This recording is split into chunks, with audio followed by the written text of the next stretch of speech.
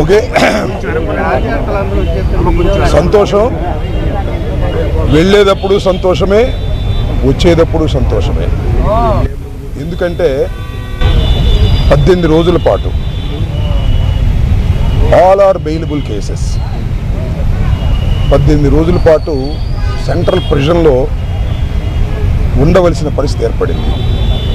దీనికి కారణం ఈ ప్రభుత్వం, పోలీసులు కుమ్మక్కై చేసినటువంటి సంఘటనలు.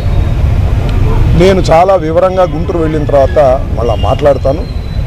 నేను అందరికీ ఈ సందర్భంగా నా ధన్యవాదాలు తెలియజేస్తున్నాను. నాకు ఎవరైతే సపోర్ట్ చేశారో ఈ సంఘటనలో, ఎవరైతే మద్దతు పలికారో వారందరికీ నా హృదయపూర్వక ధన్యవాదాలు. అలాగే కొంతమంది మద్దతు పలకలేదు, వారికి కూడా నా ధన్యవాదాలు. వారు ఏమన్నారంటే పెద్ద మాట అన్నారు, దానికి కూడా నేను గుంటూరు వెళ్ళిన సమాధానం చెప్తా. అదేమన్నారంటే అసహ్యంగా మాట్లాడితే దాడులు చేయరా అని. అసహ్యంగా మాట్లాడితే దాడులు చేయదలుచుకుంటే ఎంతమంది మీద చేయాలి? అసహ్యంగా మాట్లాడే వాళ్ళ మీద. అది ఒక అంశం. వాళ్ళకి కూడా నేను రేపు నా సమాధానాన్ని తప్పనిసరిగా చెప్తా. 18 రోజులు నన్ను జైల్లో పెడితే నేను భయపడతాననుకున్నారేమో. భయపడే ప్రశ్న ఈ అంబటి రాంబాబుకు ఉద్భవించదని మనవి చేస్తున్నాను.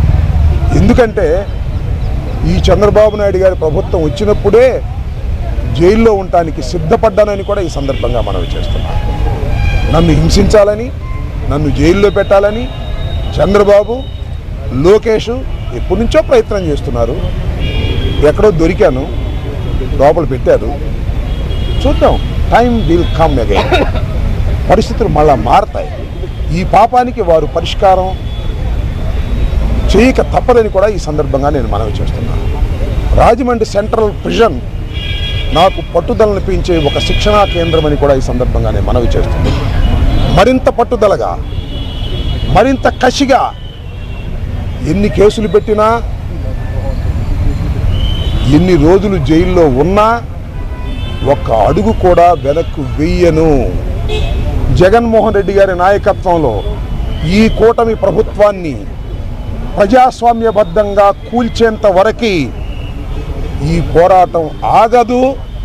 ఎన్నిసార్లు జైల్లో పెట్టినా వెనక్కు వెళ్ళే ప్రశ్న లేదు. అన్యాయంగా, అక్రమంగా జైల్లో పెట్టారు. నా ఇల్లు దహనం చేయడానికి ప్రయత్నం చేశారు, నా కార్లు పగలగొట్టారు, నా ఆఫీస్ పగలగొట్టారు, నా పెళ్ళాం బిడ్డల్ని తరిమి కొట్టారు, నన్ను చంపడానికి ప్రయత్నం చేశారు, తీసుకొచ్చి జైల్లో పెట్టారు. ఏమైంది?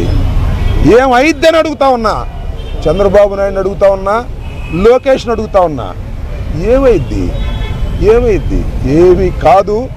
మళ్ళా కాలం గిరున తిరిగి వస్తుంది. అన్నిటికీ సమాధానం ఇవాళ చాలామంది మిత్రులు మాట్లాడారు.